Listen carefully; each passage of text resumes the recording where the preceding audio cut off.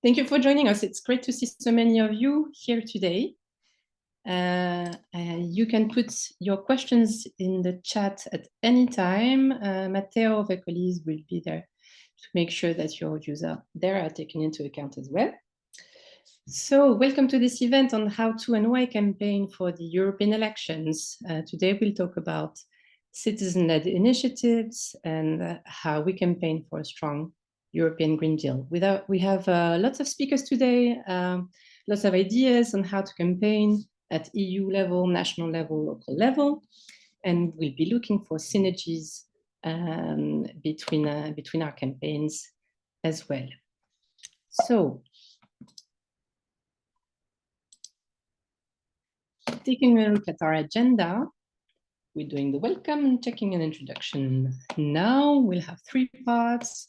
One part on campaigning at EU level, where we will first talk about our time for collective action campaign and our manifesto. This will be done by Nina Klein, our policy lead. Maria Sanchez, our comms lead, will also present the comms tools that we have at your disposal for the campaigning. Nina will then present some other EU campaigns Ecolis is part of. And Ida Paraskeva of CAN Europe has joined us. Thank you, Ida. And Ida to present some of the CAN Europe campaigning. After that, I will present some ideas, some tips and tricks about how to talk to candidates to the European elections. And then we'll move to the second part of that event, which is about campaigning at national and local levels. We will first have Morgane Lecampion of Collectif pour une Transition Citoyenne presents the campaign they are doing in France, coordinating a coalition of NGOs. Morgane will join us later. And after that, Masha Burina of ECON, the European Community Organizing Network, will present their campaigns, locally rooted, internationally coordinated, and the Just Transition campaign.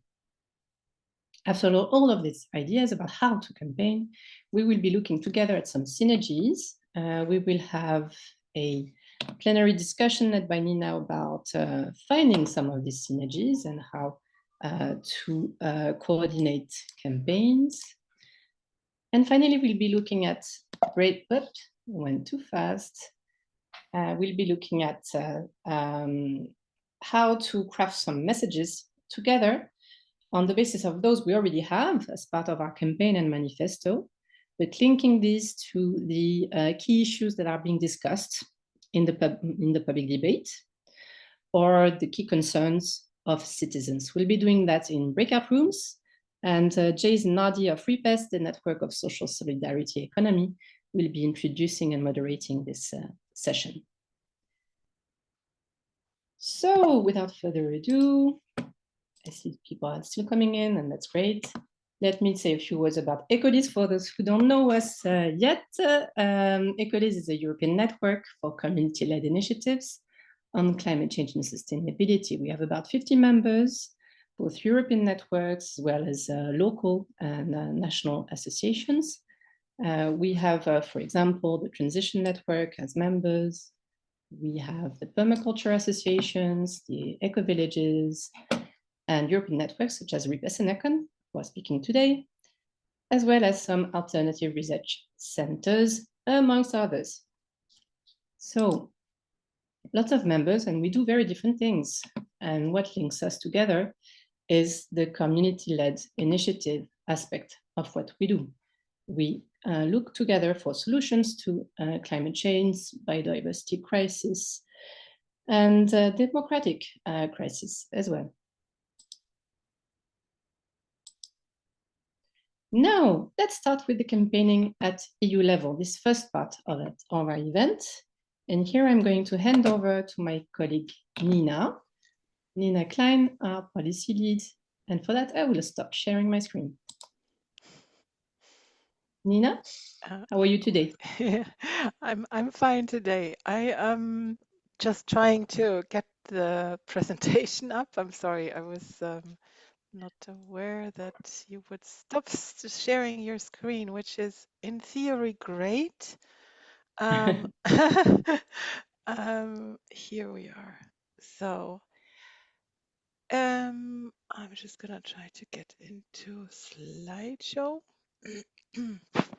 So very happy to see you all here. I think many of the faces that I can see on the screen I know. There are some people who we don't know, so very happy also to get to know everyone during the breakout rooms, the interactive part of our event at the later stage, but also introduce yourself in the chat if you want, so people get to know each other. So what unites everybody here in this virtual room is that we are interested in campaigning towards the European elections in June. And first of all, I would like to present Ecolese's campaign targeting the European elections, and I'll do that together with Maria Sanchez, my colleague, communications lead at Ecolese. So Ecolese has has started actually already a campaign targeting the European elections. So we have prepared for this campaign for, I think, 1.5 years by putting together the Time for Collective Action Manifesto, and many of you know it here.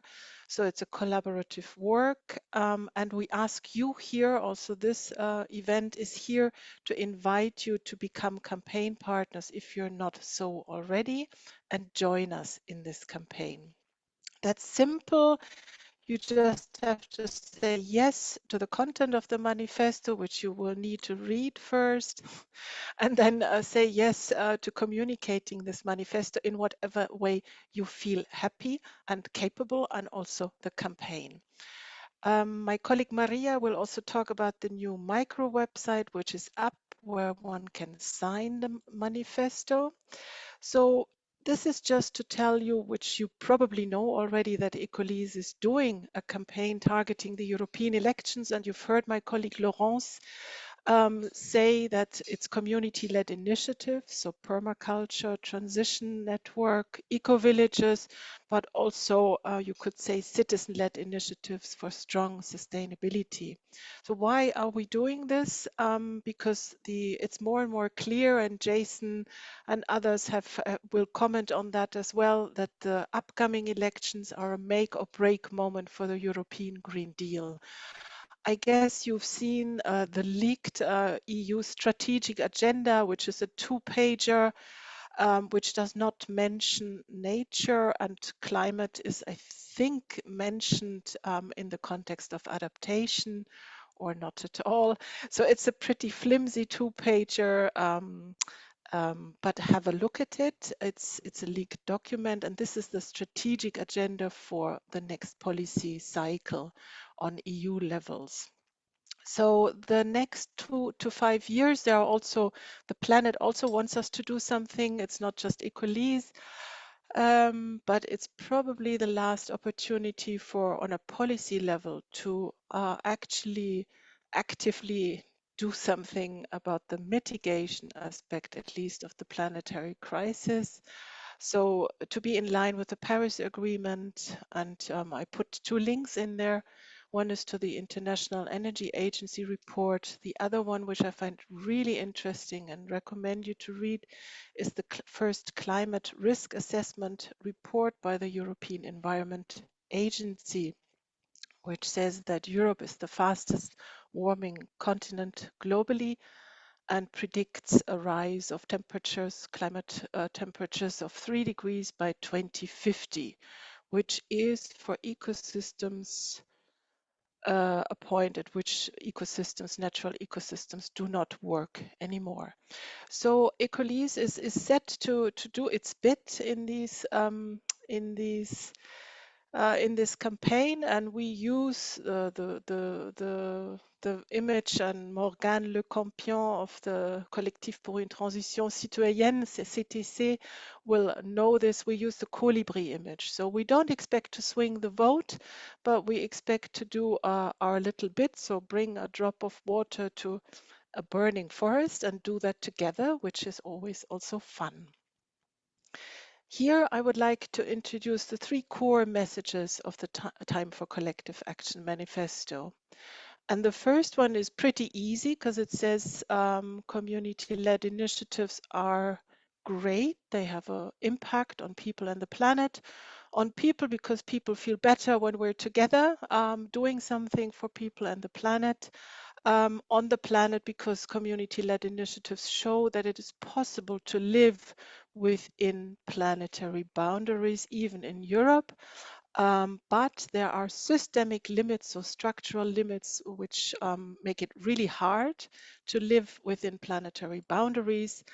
And this is why we have the key message 2, which says support the right to have a choice to live sustainably, because not everybody is able or willing to join an eco-village or has access to a transition network. So many people just would like to have this choice at their hands more easily. So support the right to have a choice to live sustainably. And what this manifesto also demands is that we harness the power of community for a strong localized Green Deal. So even if the elections go pear-shaped and there is a far right and right majority which hinders ambitious legislation on the Green Deal in the future 5 years, which would be a catastrophe for the planet. But even if that happens, the localization of the Green Deal as it is set right now, something which you can also call implementation, is something where we say community-led initiatives are crucial. You can see all 7 messages here, and that is just for your information. I think the most important is actually number 7, which says that the root cause of the planetary crisis is our current economic system. So from extraction and infinite growth towards care and well-being. And now I've clicked on the wrong thing. This comes if you put in links into your presentation. Okay.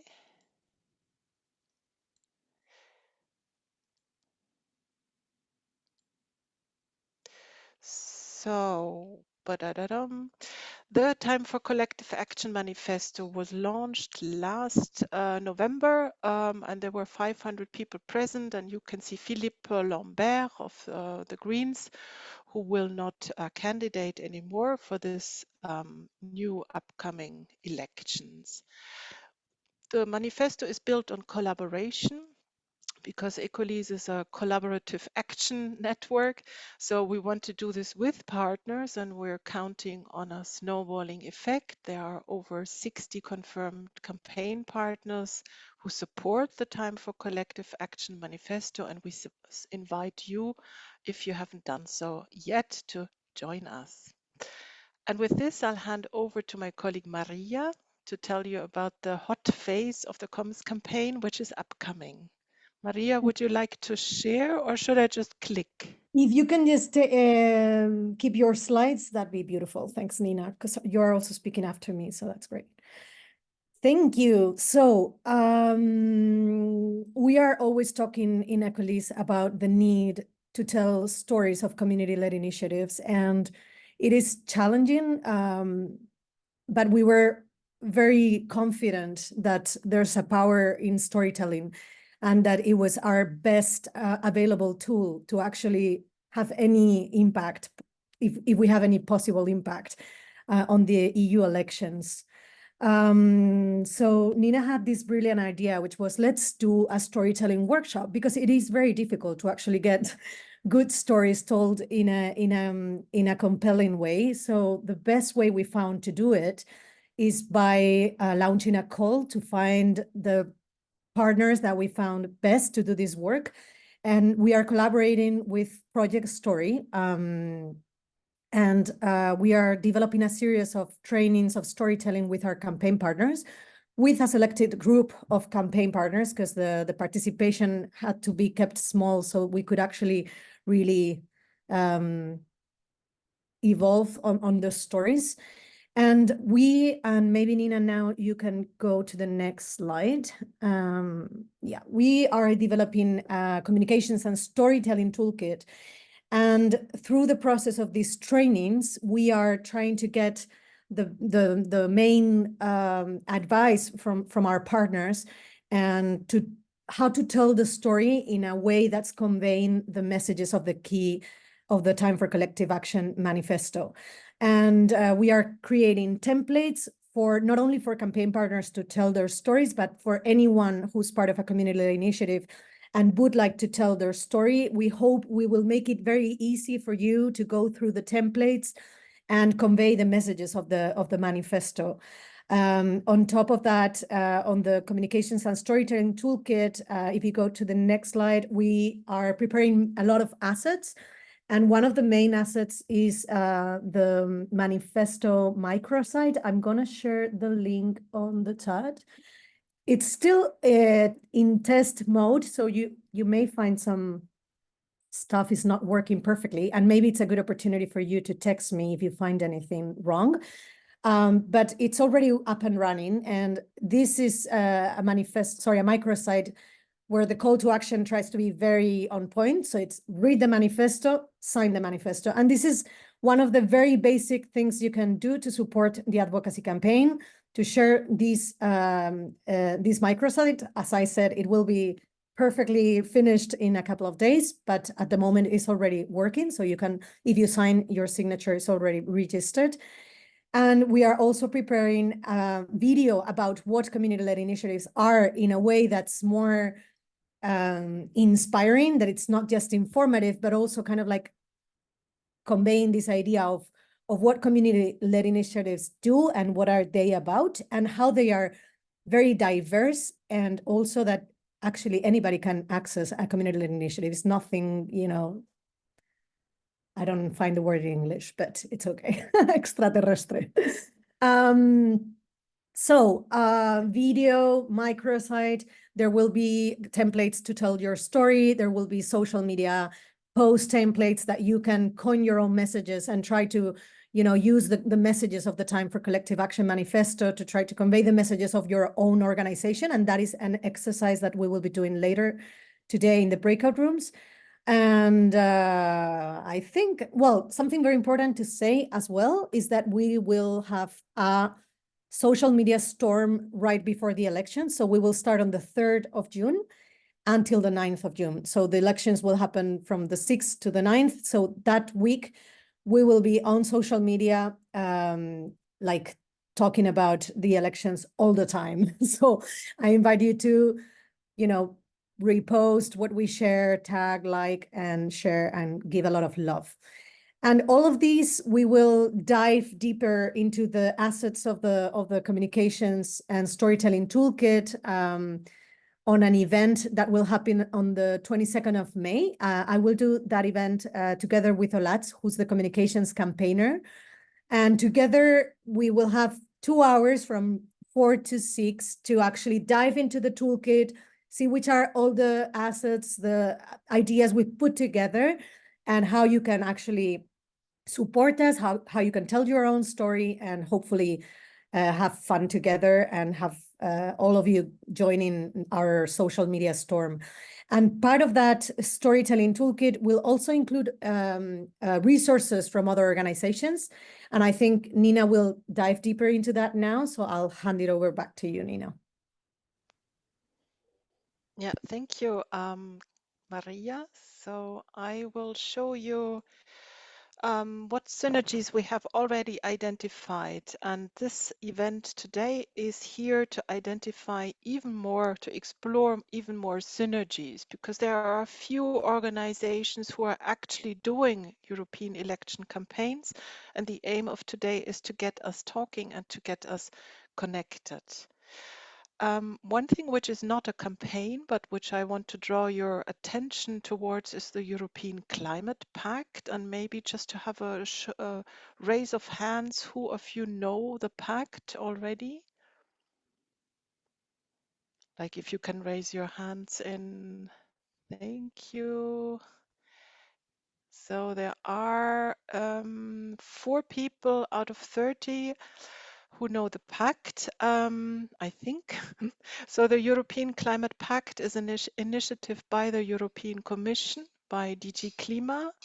And it's actually amazing that the European Commission is doing that, because what they're doing is the realization that the European Green Deal won't be alive or be real and implemented, as one says, so be a reality on the ground, if politics and policies don't reach out to citizens. And that's exactly the angle that Ecolease also follows, because Ecolease is a network of community and citizen-led initiatives, and the credo or the motto is really that together it is possible to live sustainably and to do something for people and the planet. So the European Climate Pact kind of tries to support this, you could call it activism. So there are Climate Pact ambassadors, and there are around 800, I think, to 900 ambassadors who are inside this Climate Pact, and everybody can apply. So I also you can go to this Climate Pact Europe website and find out more about this. I am a Climate Pact ambassador, and I know some other people here in the room are as well. So this is an opportunity to support the Green Deal in this function, and that can be a campaigning function, obviously. The European Climate Pact Ambassadors Network is present, for example, on LinkedIn, and I said before it's around 800 to 900 people. And you can just look around on the internet and contact also the Pact Secretariat. I think Anna of the Pact Secretariat is with us in this room. So if you have any questions, please write a question in the chat. The Pact is, I think, the biggest activist network supported by any political entity in times when environmental and climate activists are rather criminalized in other countries. So that is very noteworthy. Ecolease is a partner of the Climate Pact, which is also which shows that Ecolease is convinced of this approach and supports it. Ecolease is also a full member of Climate Action Network Europe, and we have Ida Paraskeva today with us. So Climate Action Network Europe is really very important for Ecolease, and Climate Action Network Europe does a campaign together with the Big Five, I think they're called: BirdLife Europe, European Environmental Bureau, Transport and Environment, and WWF Europe. And what they're doing is amazing work. So the campaign that Ecolease does doesn't say go vote for XYZ, obviously, and Climate Action Network Europe can support people in finding who to vote for. So what Climate Action Network Europe, together with the other 4 big organizations, have done is they have analyzed, I think, 30 to 40 files of the European Green Deal on climate, biodiversity, and pollution, to find out how did these people vote who are currently in the European Parliament. And the outcome of this, and there is a link in the chat as well to this so-called scoreboard of how did members of the European Parliament vote in the past, is summed up in this visual. So it's maybe not surprising, but it's still very good to see it that way. So the Greens, the left, and the Progressive Alliance of Socialists and Democrats are the ones who voted mostly for European Green Deal files. So they're called the protectors, the procrastinators, and procrastinating in this time and urgency of the crisis is actually delaying, and some would call it also climate denial. That's the new climate denialism, procrastinating, delaying. Renew Europe. So it's kind of split. Half of Renew Europe are forward going and more towards protectors, and half are holding back. And I like the one, the prehistoric thinkers and doers is the European People's Party, which is amazing because Ursula von der Leyen, the Commission President, who is really behind the Green Deal, and without her, and Philippe Lambert repeats this over and over again as well, without Ursula von der Leyen, who is conservative within the EPP, there would be no Green Deal. But her own party is just, not supporting. The far right, European Conservatives and Reformists, plus Identity and Democracy, are also amongst the prehistoric thinkers. So you can use the scoreboard, you can embed it in your website, you can link to it, and it's a great tool.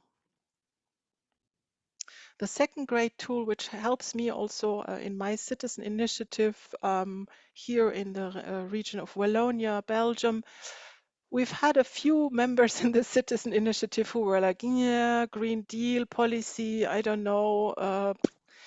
And then I actually forwarded this report. Ida, that's also feedback to you. It's a report put together by these big five on what has the EU done for you and the planet. And it's if you follow this link, which is in the chat, you will see it's an unformatted report, and you're welcome to copy paste and use it. And there will be also other languages of this report available. And it's just very concrete. And the people in my citizen initiative, one of them said, finally, I know what the Green Deal is and what it's doing, because it's all seemed so vague, but there it says concretely what has it done for clean air quality or for the climate law, so emissions reductions, the right to repair, etc.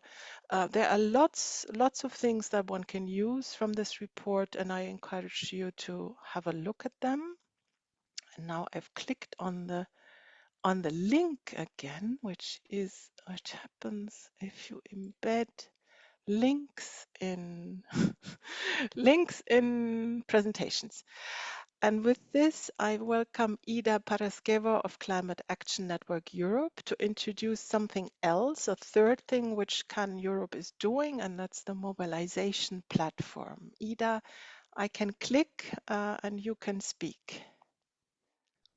Yes, thank you very much, Nina. Can everyone hear me properly? Okay, good. So I'm Ida Paraskeva, indeed, from CAN Europe. I am one of the people leading the mobilization platform, which in all transparency is going to be my reason for going completely drunk after the EU elections and then vanishing for a couple of days. An incredible project that I'm going to talk to you. Jokes aside, I'm going to talk to you in more detail. We can go to the next slide. Yes, so maybe I'll hold like this.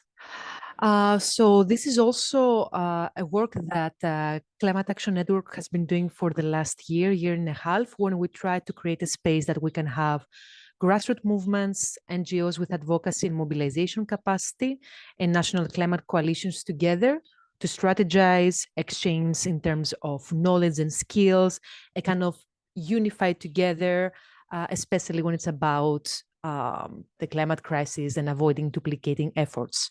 We do call this the mobilization platform. We are in deep need of rebranding this, but it's not a website, it's not a specific software.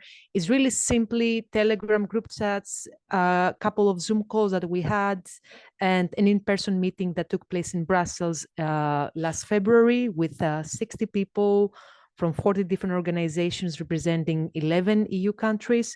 So it's a space we have created by consistently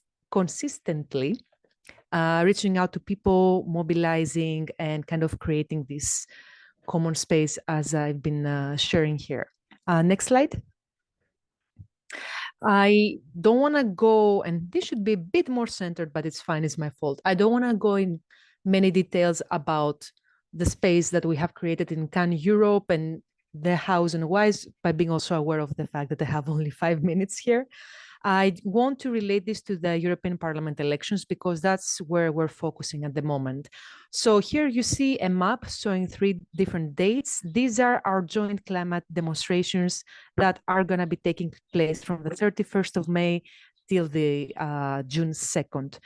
Mind that these demonstrations are being organized by different groups at national level, and they are supported by Fridays for Future Europe, Can Europe, and also Open and We Move, which are also close allies. The dates are provisional. They might change or grow. For example, right now we're waiting for Italy to confirm if they will mobilize on the 2nd of June.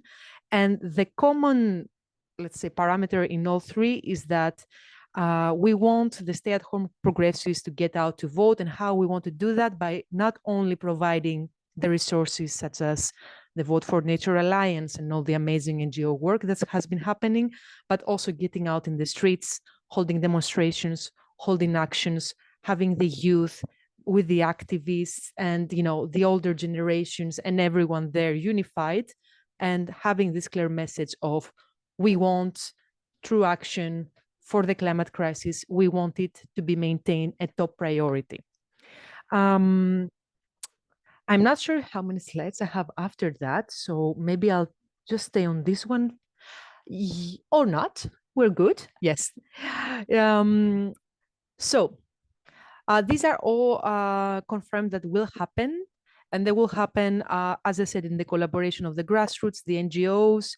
We do have the support of the Vote for Nature Alliance. We do have already our executive director that is gonna send the Save the Date email to the Green 10. We are in touch with organizations such as Greenpeace, WWF, European Climate Foundation, GSCC, Ecolis here, and yeah, all the players that are interested, basically, which are quite vast at the moment, on helping us in this mobilization. And I am involved in the Brussels protest that is going to take place on the 1st of June.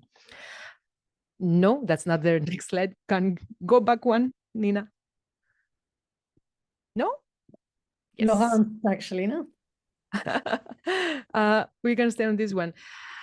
There will be a Save the Date email that will be launched tomorrow.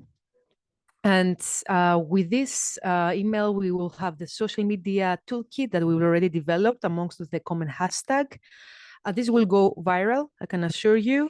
And all of this work has been already done by the Artivist Network. There will be a video release in the end of the month. And what I'm asking you to do is just share this email with your allies, Clemence, and partners in public. That's the most simple kind of support we will receive.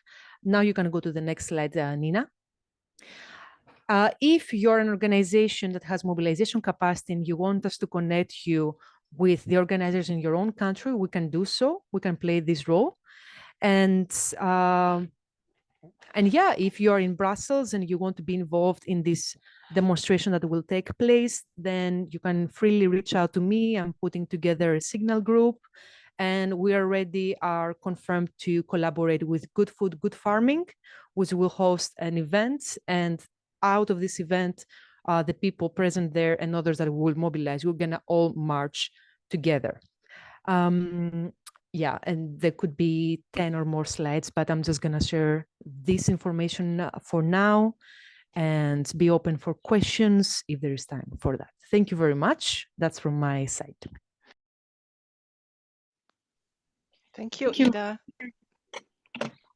Thank you. I would like to make some room for some questions to the audience, because we've been speaking for a while now.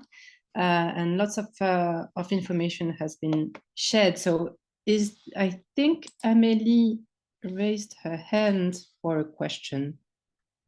I just wanted to actually clap and just share my appreciation. I think it's a great initiative. Great to see that so many organizations are collaborating on the elections. And we certainly would like to be part of this, contribute in any way possible. So thank you. Thank you, Amélie. I think Isabel has raised her hand. Yes, thank you, Ida. This was very interesting. Also the other presentations, but it is for us, I'm working as a local assistant for a European Parliament member who is from the Green Party, and she's also there to secure the nature. And it's about the nature restoration law, which is currently on the brink. And we need mobilization from the society to put pressure on certain countries. And there are countries like, for example, Belgium, Austria, and Poland, which might be possible to change the vote until end of June through the voices. So yeah, I saw also you have contacts to farmers. My question would be just to connect with you. Trust me, connecting is the easiest thing to do. I am having bilaterals almost every day this week and next one.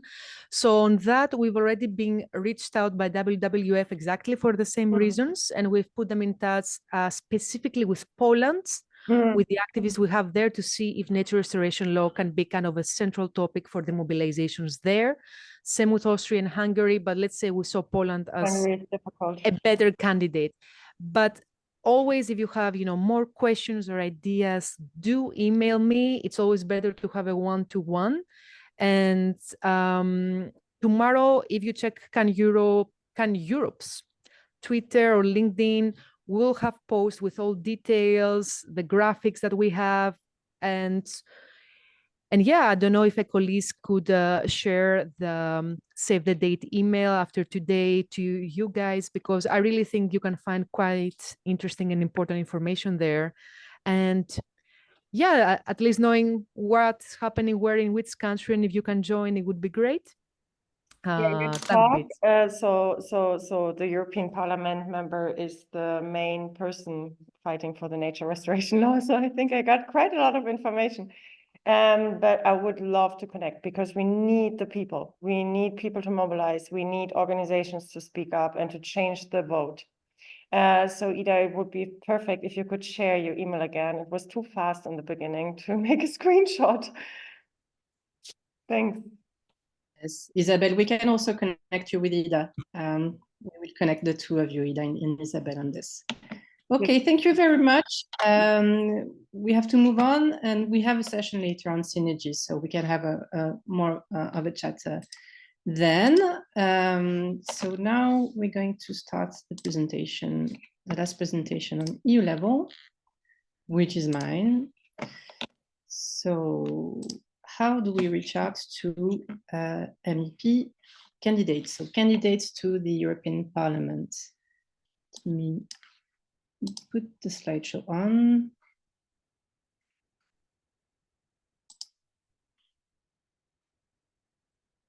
So you should be seeing my slides loading. Should be all right now. So we've talked about messaging, we've talked about our plans to campaign, so lots of things already. And now what do we do? How do we reach out to candidates to these European elections? So to the politicians, how do we find them and how do we talk to them? So I think there are two questions here, indeed. How do you find them first? How do you find their contact details? And how, once you found out, how do you write to them? How do you talk to them? How do you find them? I think probably the easiest at this stage is to go to the websites of political parties. So here I've taken the example of the French Socialist Party, because I'm French, so it's easier for me, and I knew their list was out. So you go there, and here you see you have like a clear tab for European elections, and here you actually have access to the list. Once you click there, you find the list. So it's a list with just names. There's no link whatsoever, but at least you know these people are candidates. So then when you Google them, you quite easily find them because they want to be found. They're looking for votes. So you should be able to find their social networks and contact details there. One great way to find them is actually to go to their campaign meetings. So if you go to these political parties' websites, you will find the next events. So if it happens to be where you have some of your members, then I urge you to go there, because maybe you won't talk to the candidates themselves, of course, because they will have the whole entourage around them. But you will talk to activists, you will talk to members of these parties who do have links to these candidates and who can then share your messages. So this is really a super useful way to reach out to them. But it could be the case that actually a party you want to talk to doesn't have a list set yet.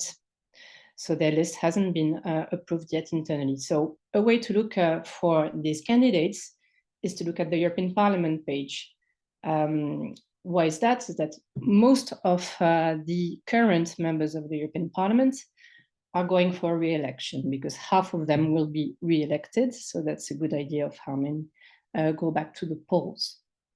So here, when you go there, you find this MEPs tab, and here you can search by country, by political party, and even by a region, depending on your country, I believe. So here you would find a page with their social networks, but beware, do not use their European Parliament email address to talk to them, because I think they're not supposed to use it anymore for campaigning, because that's public funding, and they need to separate their campaigning from their job as MEPs. And this was the last week of this European Parliament, as Isabelle knows well. So finally, a page where you can find information about the vote in your country is the European elections page, the Use Your Vote campaign. Here, there's plenty of information, administrative information about who's running and so on there, but it's not super up to date, so it's best to look for your national information first. Now that we know where they are, how do we talk to them? Well, what you have to keep in mind, I think, is like put yourself in their shoes. What are they looking for? They're looking for votes, they're looking for visibility, and they might be looking for supporting arguments, supporting facts to what they are campaigning for. So that's really something to really put your head into that, so you understand how best to talk to them. So the next thing you need to do is to connect your message with theirs. How do you do that? Well, you identify their interests and find a way to link up to it. What are their interests? The European manifestos are a way to understand the interest of political parties, and the Vote for Nature Alliance, which was presented, did an analysis of that, and we're happy to share with the members following that event. But beyond the European manifestos, there are national programs, and unfortunately, they are the ones that matter the most, still the national programs. So do take a look at that and see where you can fit your priority. And finally, the personal profile of the candidate. They each have their own thing that they want to campaign for. They have specialties within their list. So here's an example of how to connect your message with theirs. Imagine the candidate priority is just transition, which is like a typical priority of the left at the moment. Well, the Ecodis Manifesto message number 1 of community-led initiatives that are laboratories for transformative social innovation can link up well to that, because we have solutions for a just transition, and that's what we can highlight. Then how do you structure your message? This works both written and orally. I think first, be clear about who you are, introduce your organization, what you stand for, and why you are reaching out to them.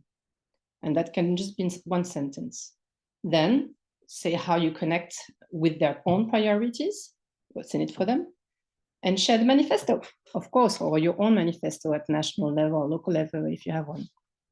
Finally, there needs to be some call to action there. There needs to be a question mark. So offer advice or support, say, we're doing these great things with our members. Here are some examples you can see, and we'd be super happy to share more or to brief you more on how to have a just transition. Offer a meeting, or even offer a tour of an eco-village, for example, or any kind of project you might have, a street in transition that you have amongst your members. That's always super welcome, and that can offer visibility as well as inspiration to the candidate. Finally, on the style, and this goes for any type of communication. I really like that memo from Winston Churchill as he was Prime Minister of Britain at war during World War too. And I know talking about the war for movements that are mainly pacifists is weird. However, the key thing here is that this guy was super busy. Super busy. He didn't have time. And so he wrote that briefing to his cabinet saying, this is what I need, because he had 2 long briefings and he wanted something crisp and sharp. So the lessons there is that you should keep your message concise, short, use simple language, no jargon, use short sentences, subject, verb, complement, period, next sentence. And finally, in terms of style, and I think that goes well with our culture, is be collaborative, offer support, and respectful of their role and the hard work they're putting in. So those were my tips for how to go about it. I hope this helped. Do you have questions or remarks, things that I haven't covered and you would like to hear from? Isabelle, I see your hand raised. I haven't seen the chat yet. So, maybe because I have first-hand information. So first of all, I liked it a lot. Yes, go ahead. Great. Good. Second thing is, so the first touch point probably is an assistant who's reading the email, just to consider it. Because there are like more than 300 emails a day coming in, just to give you some idea about it. So it will be clustered. The other thing is that it would be very good to have scientific data. I forgot this in the text in the chat. So something scientific is always good. Something which is keeping numbers or a source or something like this, to kind of verify the information. Only an email alone isn't often enough. Yeah, and the third thing is really to choose the right person for the right information and topic. Like we get several times emails where we cannot do something about it. Like we sometimes try to forward, but often it is like, getting into the flow of so many emails. So I would recommend you to find the right message for the right person. Yeah. Thank you very much, Isabelle. Isabelle is an assistant to a politician, so she's a great source to let us know how best to do this. Yeah, and also not for too long. So I just want to give it to you because I learned it here that we read the emails. Yeah, short emails. Masha, I see your hand raised. And again, I'm not seeing the chat, so if there are some questions there, I would ask my colleagues to bring them to the plenary. Masha, go ahead. Just a question so that I understand. When you suggest reaching out to the right person whose kind of policy or area domain it is it who is focusing on this within the staff of the candidate or the party? Or are we talking about just in Parliament, like who is actually working on the issue? So we are talking about a good question. So we work for the topics of the European Parliament member. So whatever is their topic, so it's about the European Parliament member anyway, but we read first most of the time and also get the letters first. So it is about the right person for the right topic. Now it's like this. For example, if you think about the Climate Pact or Nature Restoration Law, it is often that the environmental ministries, the ministers, or also the European Parliament members speaking for it are already really aware of it. So maybe you want to reach out to someone else who is right now against it, but then also talk to this person in the person's words. So maybe this person is coming from agriculture and economy, then say, this is the data for you. So it makes no sense to generalize. Like if it's a mass action, maybe I cannot say, but people overhear what is not their topic because they get so much, so they have to put it into a context in their mind. And also the assistant kind of, we put it into bullet points and try to bring it to them. And then also, send a reply. So, or at least prepare the reply.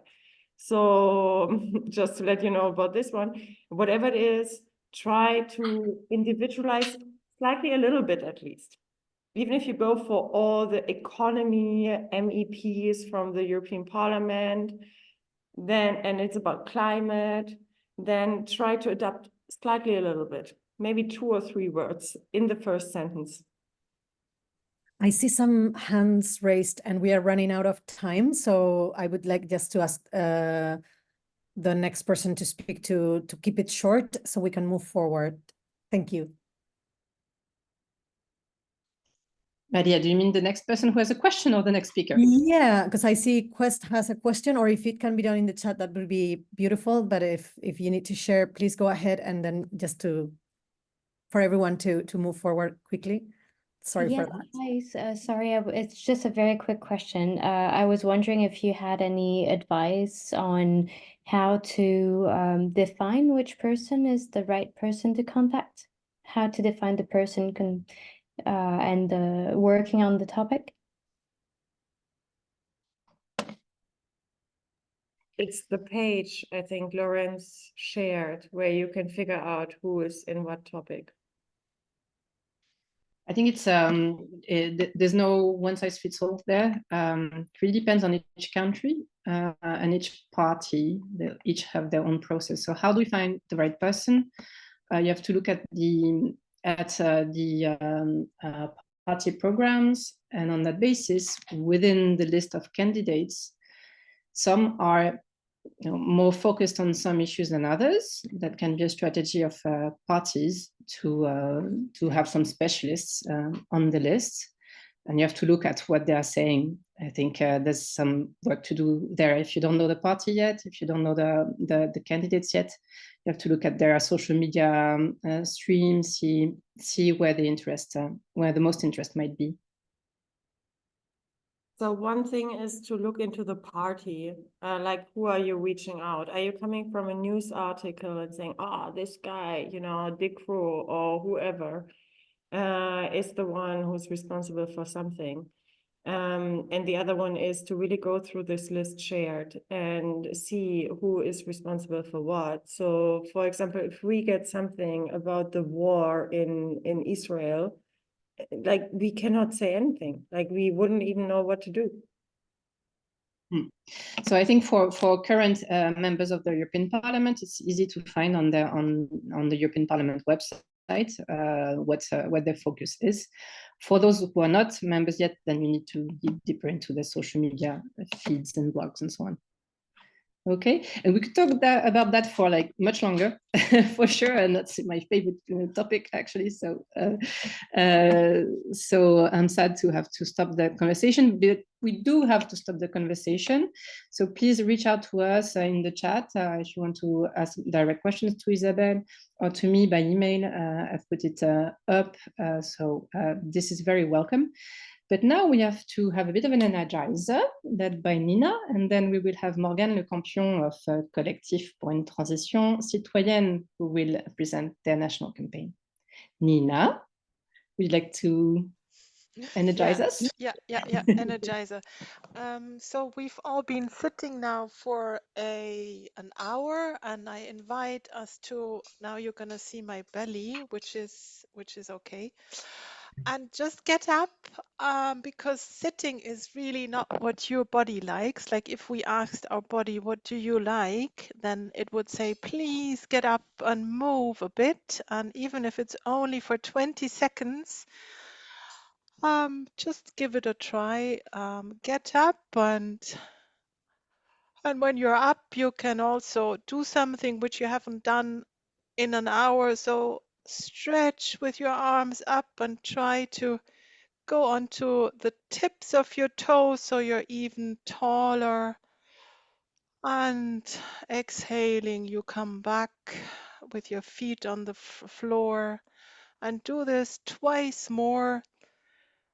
So hands reach up towards the ceiling on inhale, and you're tall, growing like a tree.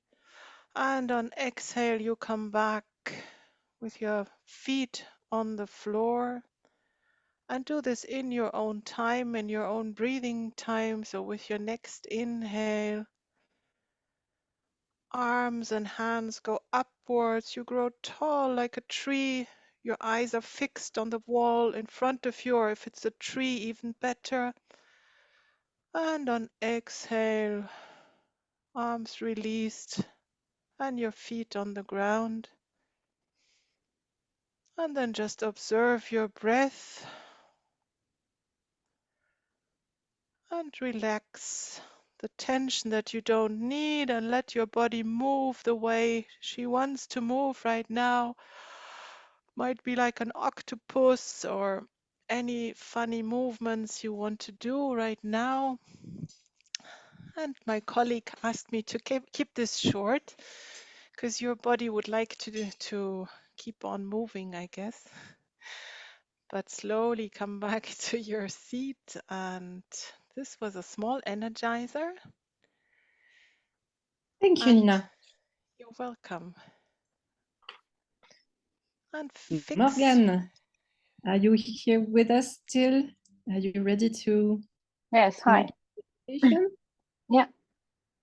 You should be able to share your presentation now. All right, perfect. What now?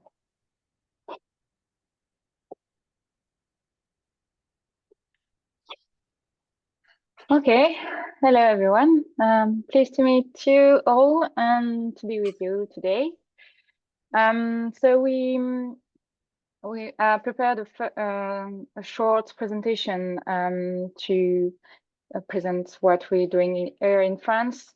In a nutshell, the collectif pour une transition citoyenne, for citizen transition, is the network based in France who gather association, NGO, and business forming to cooperatives who gather themselves like to share their expectation toward transition and how we can engage all together to build common projects, joint projects, where citizens have a specific place, like they are, or we can just help them do their parts, engage in their territories. So we have like associations such as ATTAC or Alternatiba, which have like local collective a bit everywhere in France. So we have like a national vision, but also like a local different collective a bit everywhere in France. So it's really easy to have like to spread the word about the importance of the election, for instance. So just to have a look about our organization. So as I said, it's like 33 members, like NGOs based in France. Like there's an ethical bank as La Nef, Friends of the Earth, or like Terre de Liens, which is like agriculture association, like plenty of different kind of association who are all involved into ecological, social, democratic, and transition issues. And the purpose is like to build together projects, and part of it is like the Festival of Possibilities, which is like a big event during the month of September. We happened a lot everywhere in France to just promote and show all the alternative, like local initiatives who exist or are being created a bit everywhere in France. Another project, which is clearly linked to the European election, is the Pact for Transition. So it's back in 2019, the city built a major local advocacy, which is called the Pact for Transition, with 60 organizations, so all members, but also other partners, and thousands of committed citizens, which is like an advocacy to give a project to citizens so that they can go see their local representatives and ask them to take an action toward transition at a local level, like for municipalities. So we have like hundreds of local collective and group of associations a bit everywhere in France who are involved in this project to ask their local representative to take action to build projects for transition. And this is part of this project where we have like all these partners such as Zero Waste France as well, or the RAC, which is like Cannes, France, who are involved in this project. And so we have like several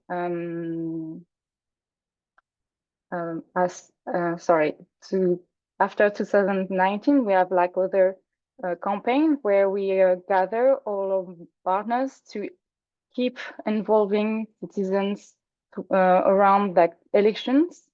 So we had like the regional election as well, national elections, and now we have the European election. So about the European election, what we observed is like 6 to 10 French people on 10 of them are not aware about the election, which was back in December. So we have like a huge importance to inform and to show them that there is like really big stakes to get involved into these elections. So we've prepared this campaign to inform and educate about the European elections, about what is at stake at the European level, and especially like around transition issues, like how the European level have a direct impact on local level as well. So one of our success factors is like the network of our partners who are covering a wide range of transition issues. And we have also local roots, like we have plenty like of citizen collective and local groups across France. And part of them are not aware as well about the importance of the election. So they are our first targets as how we can just make sure that our ecosystem is aware about the issues, like the importance of the European elections, and how they can themselves talk about it around them. So that would be like thousands of people. And also, as we are like our network, we want to make sure that we can rely also about the network campaigns we have. So there's Cannes France, Réseau Action Climat, Friday for Future France, which we exchange regularly. We move as well, like they're preparing mobilization campaigns. So we want to invite our collective as well to join those action they are preparing, and of course Equalys, as you know. So as I said, like our target is like, and has been previously explained, like the stay-at-home progressives, which is written twice, and we want to target them towards, thanks to our collective and our partners who have their own group of association as well. And our key message is really like how we can just connect of what is happening in Brussels, like which decision have been taken at the European level for the past years, and how it has a direct impact on our daily lives, like concrete, really concrete impact for like citizens, so that they can really see how they can rely to what is happening at the European level. So to do that, we have prepared several supports, especially in information and mobilization kits, where we just explain all the European elections, like what we need to understand about what is at stakes, the several decisions which has been made in Brussels and that affect indeed our daily lives, like related to transition. Tips about how we can persuade our friends and family. And as I said, like partners are preparing like different kind of actions For instance, like going in the streets to convince and talk with people to make sure they're aware about the election, or we can just persuade them about like it is an important election for which we should mobilize ourselves. So it's the kind of action we will share and invite them to go to. And we have also a communication campaign linked to our network partners as well.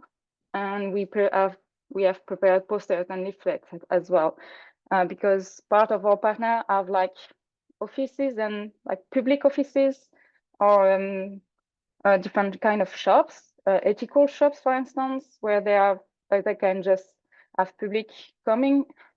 So it's like a good place as well to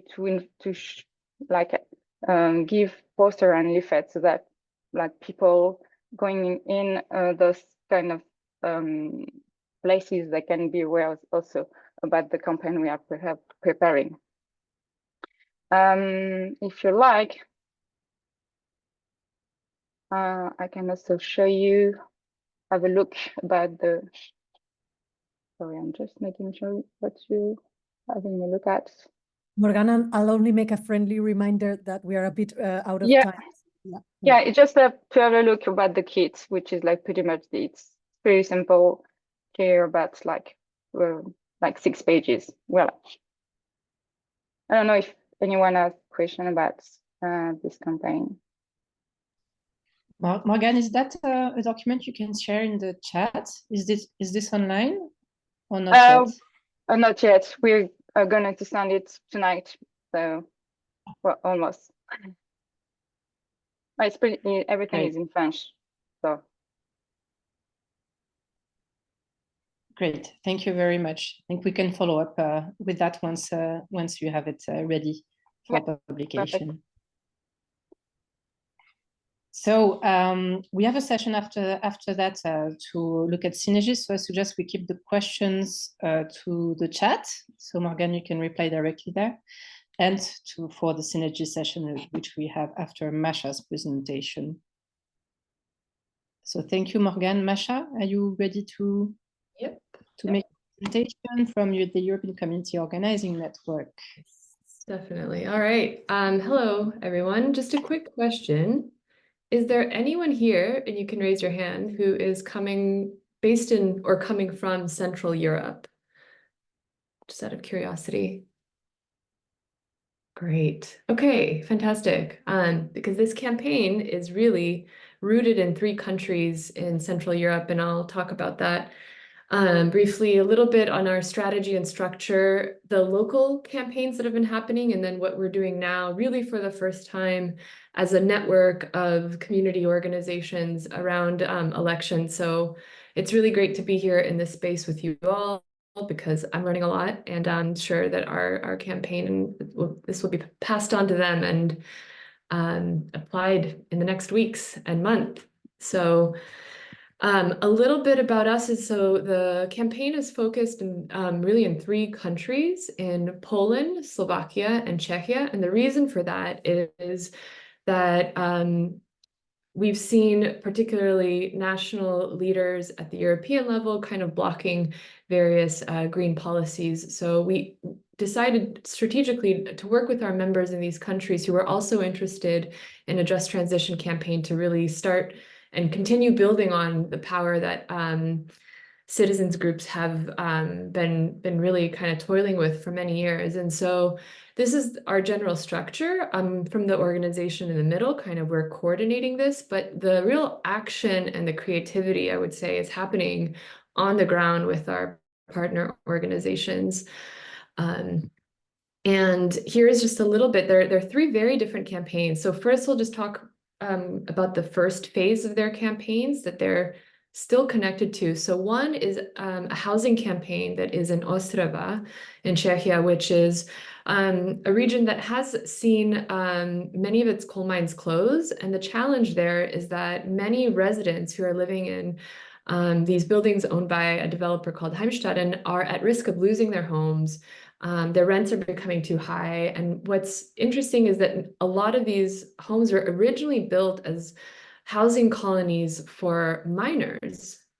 And that's the picture that you see here in the bottom right. And so these are some of the demands they have actually been really negotiating with the developer.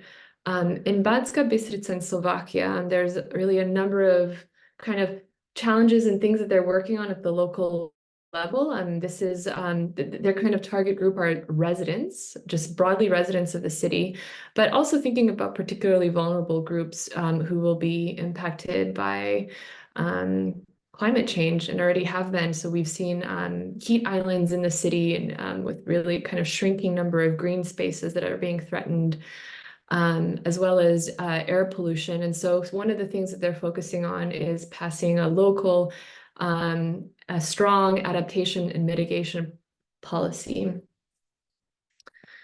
And then in Silesia, and the region of Silesia in Poland, our partner there has launched what they call sort of like a Silesia Blooms campaign, targeting challenges where citizens are generally feeling like their voices are not being heard, especially when it comes to big kind of developments that are happening and changes in their cities. They see, again, many green spaces that are being kind of threatened, and they have been focusing on developing, and I'll show you actually a photo of their launch of these postulates, what they call sort of a shared policy demands, and engaging people who are running in the local mayoral elections that recently passed. And now the kind of question is how can we take sort of the results of that forward?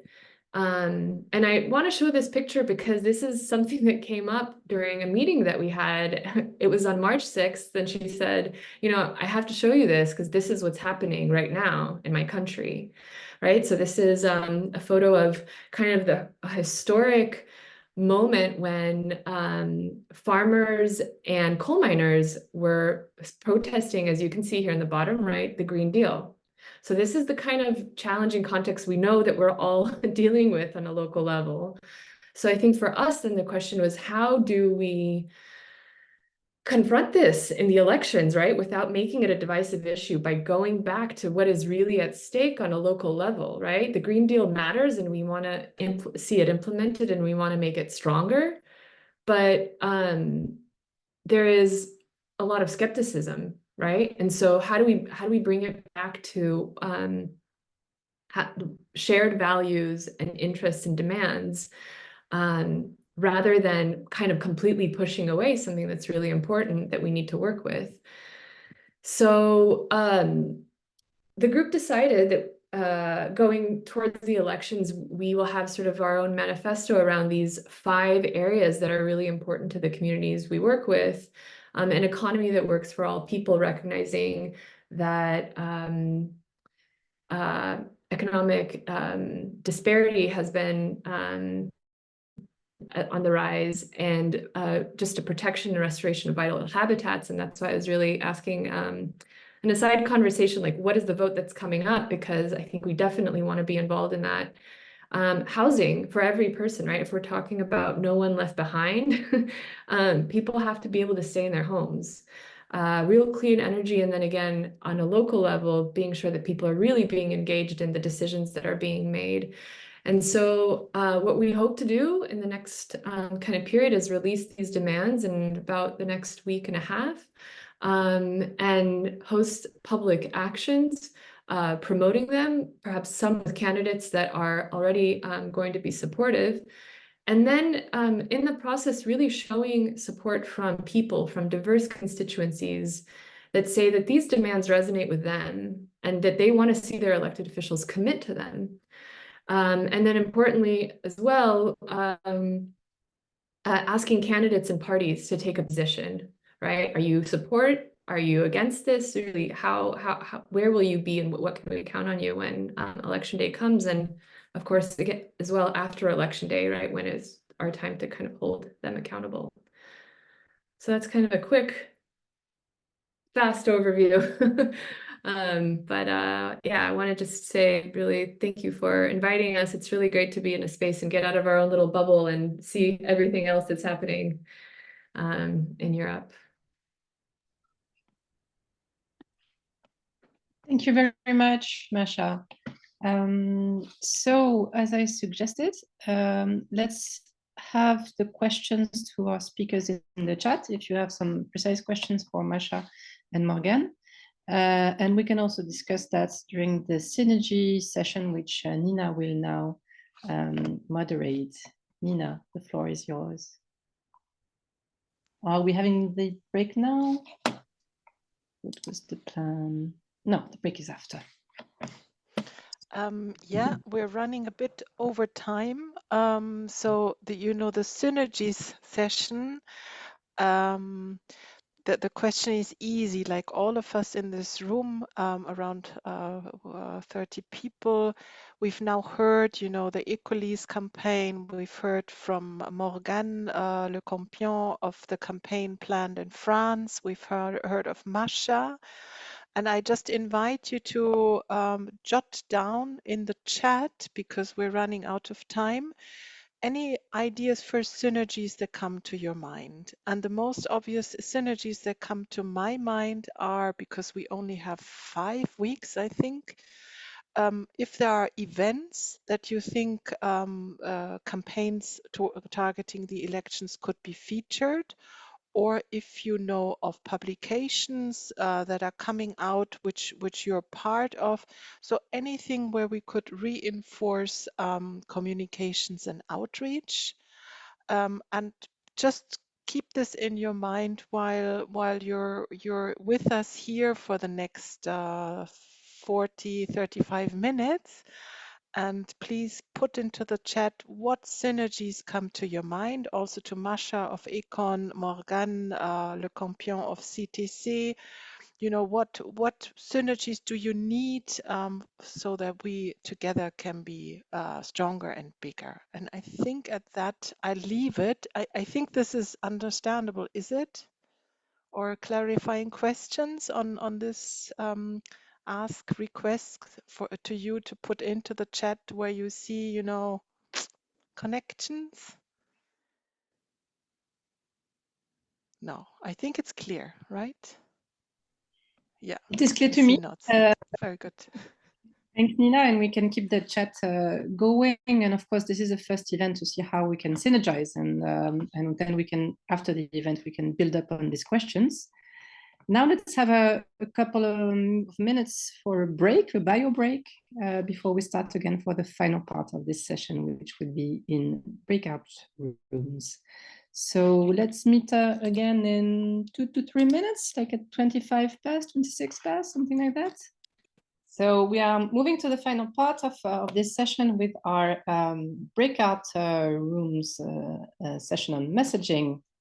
And I'm handing over to Jason Nadia of RIPES Europe to introduce those sessions. Jason, can you share the slides? Would you like me to? Yes, if you could share the slides, it'd be better. Thanks, Laurence.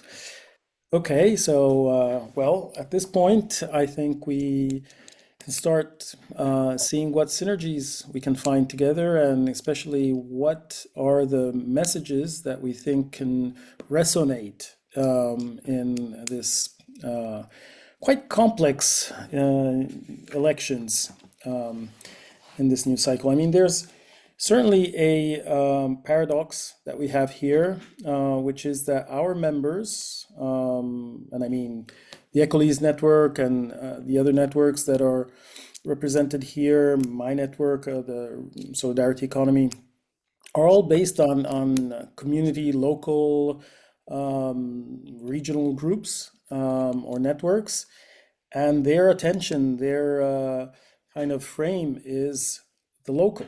It's also about localizing. So when they are confronted with the dimension of the international and the European, sometimes that's quite remote for many, and it's difficult to get us to be really put this as a priority, let's say, in many ways. So when we speak about the Green Deal and all of these big European programs, processes, long-term issues, many don't know exactly what we're talking about. Something green, something about nature, something about our energy or our mobility, but they don't know the details about all of this. So this is a challenge. And the other challenge is that these elections, the themes in these elections are very much focused on economic distress and what has happened after the difficult years of the pandemic. And the Eurobarometer has sort of found four main themes. As you can see, they're pretty equally distributed. This is, of course, an average, and it may vary from country to country, but it represents a bit transversally what the European citizens' sentiments are today on what are the most important issues. Social exclusion, economic issues, public health, job creation, security, and defense are a bit at the center of the preoccupations for many citizens. And if we look at what also other polls are saying, I think there's another slide after this. This, for instance, is Ipsos for Euronews, which has done a poll in 18 countries of the EU.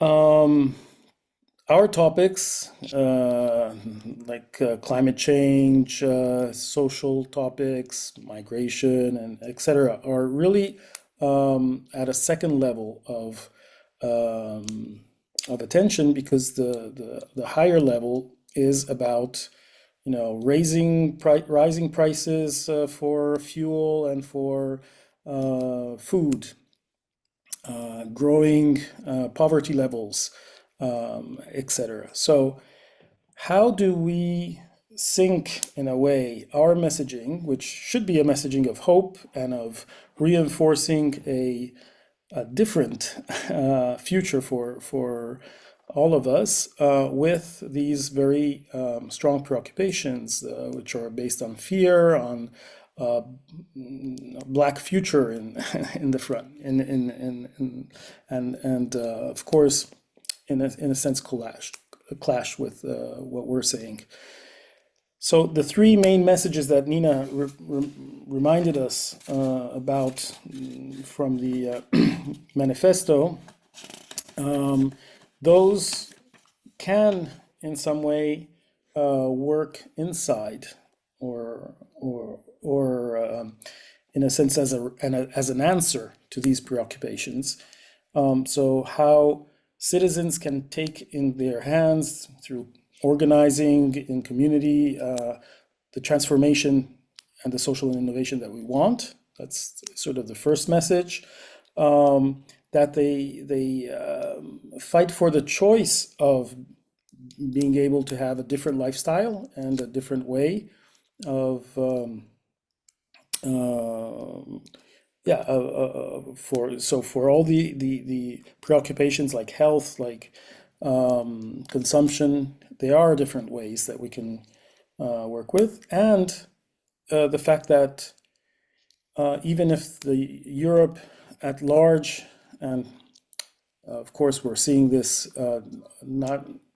we're prefiguring this already now before the elections, how the change took place in priorities for and the weakening of the Green Deal.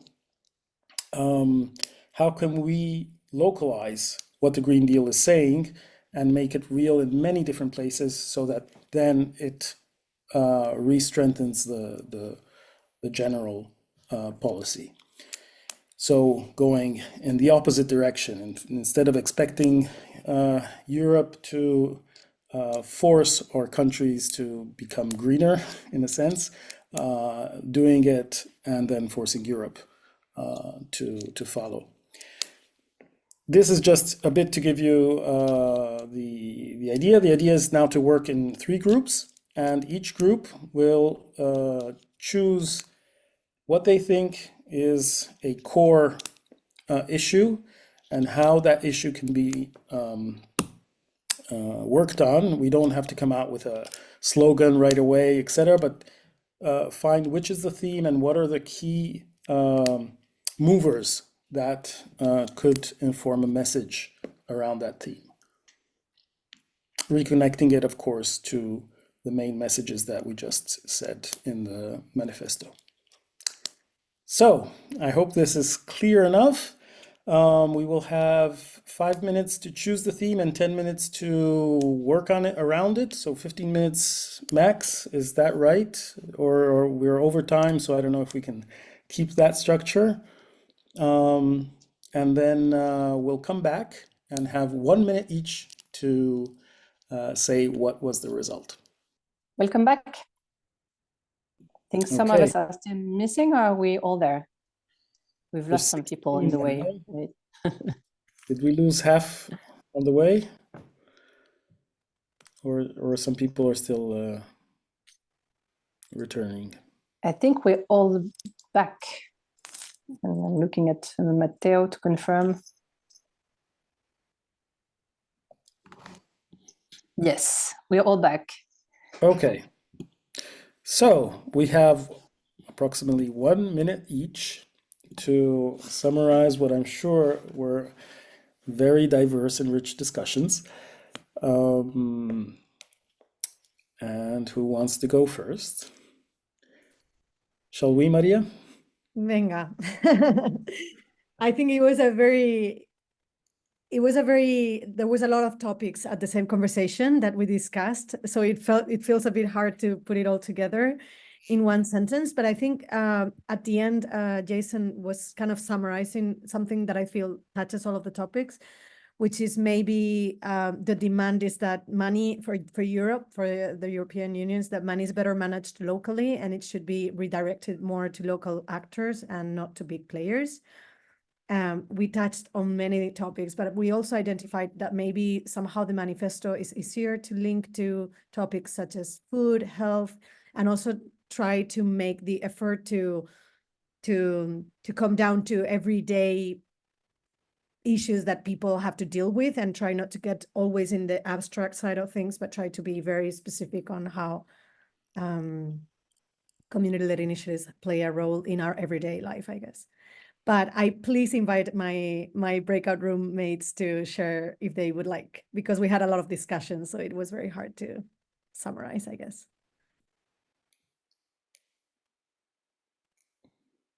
Okay, I mean, yeah, we'd repeat the whole discussion, but I think that was pretty good. Second group, who's in the second group? I think it was our group. So we had a discussion about various topics. Health was one of them, but we decided to focus on the cost of living, which has lots of topics within: inflation, inequalities, employment, affordable housing, poverty.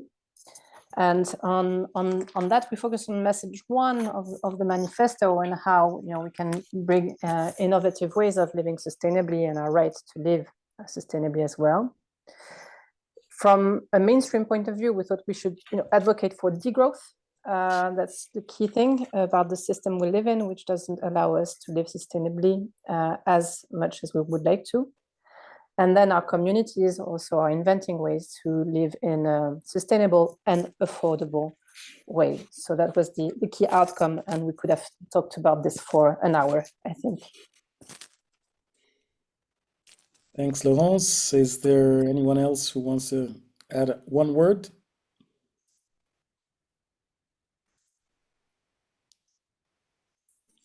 Okay, and then I guess Nina, the third group. Yeah, I just put this into the chat, and it was a good discussion, and we were able to link the preoccupation on the Eurobarometer back to the manifesto messages. So Gabrielle of Quest said transformative education, which empowers people to be agents of change, is at the root of the transition that we need. If we address social exclusion, and then we need to talk about meaningful participatory democracy for people to have a say, bottom up. If we talk about economy and public health, we can frame it as planetary health or care economy, so care for people and the planet as the basis for a changed care, well-being, planetary health economy, which stays within the limits of the planet. Public health and social exclusion, that was something that Zoran repeated, and it is at the heart of the manifesto, is that actually it's about community building. So social processes are the key factor and not money. And politics and policies need to support healthy communities who can self-organize, which is especially linked to the food systems as an example. Any other things to add? Kat, you were the note taker. Just to focus on the intergenerational that goes to younger generation is relevant for both younger generation and elderly. And that's about it. Okay, thanks. You actually put 3 themes all together. So, of course, they're all interconnected, as we know, but very good. Okay, so that's some good material to work on. I think so, Jason. Yes, and I'm super happy to see that actually we focused on different themes in each of the rooms. So that says a lot, and we have a lot to still work on, and how our manifesto links well with all of these topics anyway. We are soon reaching the end of this event. Thank you, Jason, for the moderation. Thank you all for your participation. And before you leave, I would like to hand over to Nina to give the next steps to this event.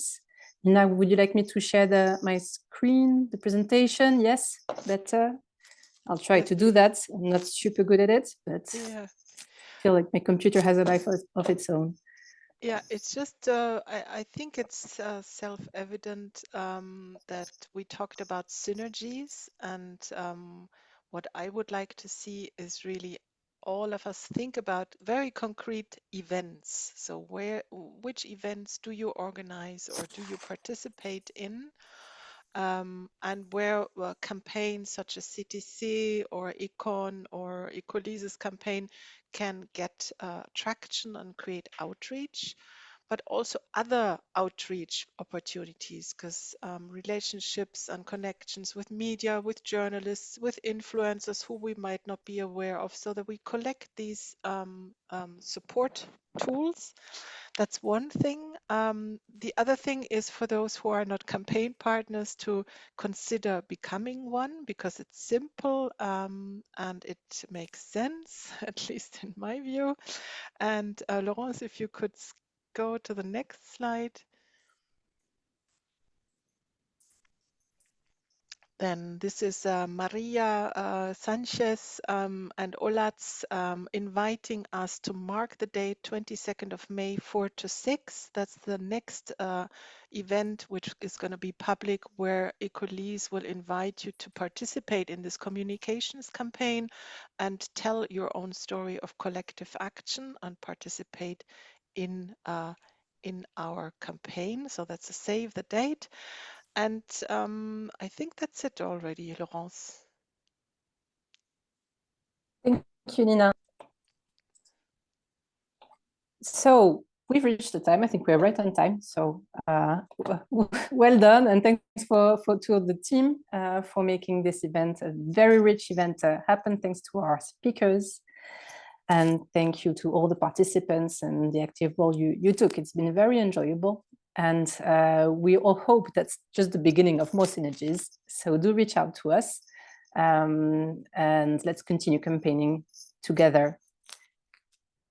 Thank Thanks, you. everyone. Thank you. See Thank you. soon. Bye-bye. Thank you. Bye. Bye bye. Everyone. Thank you. Bye. Bye. Thank you. Bye. Thank you. Bye.